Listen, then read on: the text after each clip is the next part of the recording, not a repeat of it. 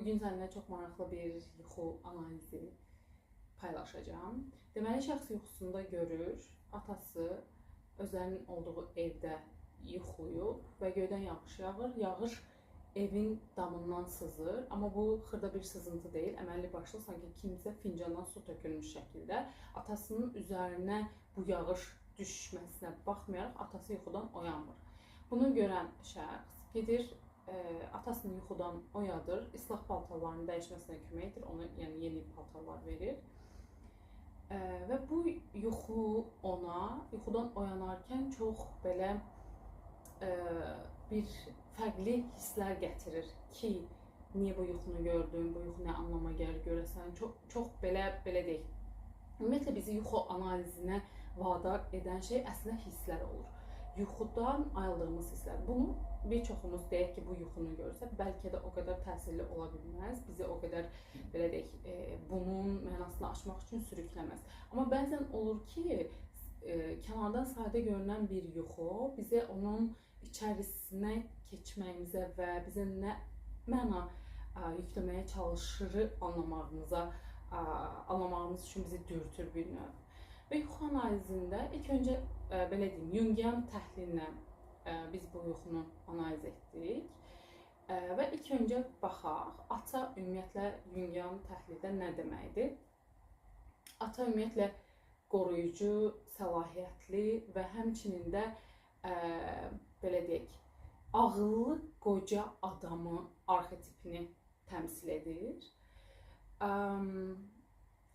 Göydən yağan yağış, suyun tökülməsi, su isə bizim emosiyalarımız, yenilənmə və həmçinin də şuuraltı ilə bağlı bir şeylər simvolizə edir. Və burada biz görürük ki, ata göydən yağan yağışa rəğmən, üzərinə çoxlu su tökülməsinə rəğmən yuxudan oyanmır. Bu isə onu simvolizə edir. Həmin şəxs əslində emosional yük hiss edir və yaxud da ki, hər hansı çözə bilmədiyi şuuraltı bir məsələ ilə gündəlik həyatında bu məsələ var, amma buna qarşı laqeyd yanaşır, görməzdən gəlir və şuurlu olaraq bir fərqindəliyə sahib deyil bu məsələ ilə bağlı. Çünki dediyimiz kimi su emosiyalarla və şuuraltı bir həll olmayan məsələ ilə bağlıdır və bu təsəvvürlə üzərinə tökür və şəxs yuxudan oyanmır. Və bunu görən qız atasını yuxudan oyadır və əlbisələrini dəyişir. Əlbisə, yəni giydiyimiz paltar bizim kimliyimizi, şəxsiyyətimizi bir növ, amma Carl Jung'un teorisində baxsaq, nəzəriyyəsinə baxsaq, bu bizim personamızdır, personamızı təmsil edir. Persona nədir? Persona maska deməkdir və hər birimizin geydiyi, taxdığı maskalar var gün içərisində. Yəni bu pis mənada başa düşülməsin. Rollar deyək, sosial rollar. Məsələn, məktəbdə şagirdsən, universitetdə tələbəsən, evdə tutaq ki, övladın varsa ana rolundasan, həyat yoldaşı rolundasan. Əgər şəxs bu kimliklərdən hər hansı birisinə tutunursa, öz gerçək özünü, belə deyək, bir növ görməyi və dərk etməyi kənarda qoymuş olur. Çünki Carl Jung'a görə vacib arxetiplərdən birisi də öz arxetipidir, self arxetipi. Hansı ki, biz necə özümüzə çata bilirik, şuuraltıda olan şeyləri, belə deyək, şuura inteqrasiya etdirə bildikdə, biz bir növ özümüzü ortaya çıxara bilirik. Kölgə tərəfimizi görə bildikdə özümüzü ortaya çıxara bilirik. Və gəlin, indi burada biraz daha dərinə gedək. Nə məsələ ortaya çıxdı? Biz analiz zamanı nəyi gördük? Deməli, 2 gün öncə çox maraqlı bir hadisə baş verir. Yəni, şəxs hansı ki, liftlə yuxarı qalxdığı zaman içəriyə, aşağıda lift dayanır və içəriyə bir polis daxil olur və ondan əldə yük olduğu üçün xahiş edir ki, 8 nömrəni bassın. Və şəxs həmin anda belə deyək, 8 nömrəli liftdə axtardığı halda tapa bilmir. Çünki həyəcanlanır, polisi görüb, belə deyək, tədirgin olur. Və sonra nəysə yuxarı gəlib çatdıqda, yəni artıq öz evinə daxil olduqda qoyduğu hansı ki öncədən qoyduğu bir film var, baxacaq olan və bu filmdə çox maraqlı bir şəkildə həbsxanaya yanlışlıqla düşmüş bir şəxsin həyatını əks etdirir. Hansı ki bu şəxsin heç bir doğrudan da yanlışı, günahı yoxdur. Buna rəğmən yanlış bir şəkildə, belə deyək, bütün sübutlar onu göstərdiyi üçün hal-hazırda həbsxanaya düşmüş olur. Biraz baxdıqdan sonra filmə baxa bilməyib dayandırır və çünki inanılmaz şəkildə tədirginlik, həyəcan, narahatlıq hissləri bürüyür onu və istər-istəməz sual verir ki, nə üçün yəni bu cür hiss edirəm və 2 gün sonra, harca 2-3 gün sonra bu ərəfələrdə bu yuxunu görmüş olur. Bu səbəblərdə yuxu analizinə müraciət edir ki, bunlar üst-üstə gələ bilməz. Və üstə gəldə, hansı ki bu hadisə polisi görməsi, 8-ci mərtəbəyə qalxması, 8 nömrəyə basmasını istəməsi və sonra qarşılaşdığı film evdə qoyduğu və üstə gəldə səhəri gün belə bir xəbər eşidir. Öz çox yaxın doğmasından birisində autoimmun xəstəliyi olma ehtimalı yüksəlmiş. Ki, autoimmun xəstəliyi də biz bilirik ki, bədən özü-özünə hücum edir. Öz hüceyrələrini, belə deyək, yanlış algıladığı üçün onlara hücum edir. Belə deyək, biz Carl Jung teorisindən buna baxsaq, bunun adına sinxronizasiya deyəcəyik. Nədir bu sinxronluq? İki fərqli hadisənin bir-biri ilə əlaqədar olmadan üst-üstə düşməsi. Və bizə avtomatik olaraq bu təsadüfdürmü? Yəni, o qədər təsadüfdür ki, və biz avtomatik olaraq bunun təsadüf olmadığını düşünürük, deyir Carl Jung. Bununla bağlı bir post paylaşmışdım mən. Çox diqqətimi çəkmişdi yəni bu mövzu. Çünki hər birimizin həyatında düşünürəm ki, az da olsa qarşılaşdığımız bir şeydir. Kimisə ağlımızdan keçiririk, düşünürük ya da yuxuda görürük. Səhərisi gün o bizə zəng edir ya da biz yolda qarşılaşırıq onunla. Hər hansı bir iş barədə düşünürük, o işin həll olduğunu görürük və s. kimi. Bu kimi hallar bir çoxumuzun qarşılaşdığı həyat hadisələri içərisində yer alır. Şəxsin indi analizə baxdıqda görürük ki, ümumiyyətlə 8 rəqəmi nəyi simvolizə edir? Sonsuzluq işarəsidir və eyni zamanda belə deyək, balansa gəlməyi, sonsuzluğu, təkrarı həmçinin də ifadə edir. Təkrar kəlməsini buradan yadda saxla, lazım olacaq bizə. Və sonra evə gəldikdə yanlışlıqla bir həbsxanaya düşən insan görürük. Yəni, bu nə ilə bağlıdır? Məsələn, ilk öncə polisi görüb şəxsin həyəcanlanması, narahatlıq keçirməsi və sonra həmin baxdığı filmdə bunların ortaya çıxması şəxsin özünü çox mühakimə etməsinə bağlı ola bilər və yaxud da ki, artıq keçib gedən bir prosesə rəğmən tutduğu emosiyalarına, negativ emosiyalarına, negativ hisslərlə bağlıdır. Hansı ki, şəxsin bu atasını yuxuda görməsi əslində daha öncə yaşamış olduğu uzun bir birliktəliyin, belə deyək, münasibətin sonradan tamamlanmasına baxmayaraq, şəxsin hələ də o şəxslə bağlı, dostluq münasibətindəki şəxslə bağlı emosiyalarının tamamlanmaması və müəyyən bir axtarışda olması ilə əlaqəli olaraq gördüyü yuxudur. Və burada əgər məsələn biz deyə bilərik ki, səhəri gün eşitdiyi xəbər hansı ki, autoimmun xəstəliyinin olma ehtimalının yüksək olması, yenə də bədəndə hər şey əslində bədən öz hüceyrələrini tanımadığı üçün, ora yanlış tanıdığı üçün, belə deyək, hücum eləyir. Yenə də eyni şeyə gəlib çıxır, yəni bitmiş bir məsələ üzərinə çox bu dəqiqə özünü yormaqdadır. Və gəldikdə ata ilə məsələsində şəxs yuxuda gördüyü öz atasıdır və hər ikisinin oxşar bir xüsusiyyəti var. Çəkingən bağlanma stilinə malik insanlardır ikisi də. Çəkingən bağlanma stili, bilmirəm bu haqqda məlumatım var ya yox, qısaca izah edeyim bilməyənlər üçün.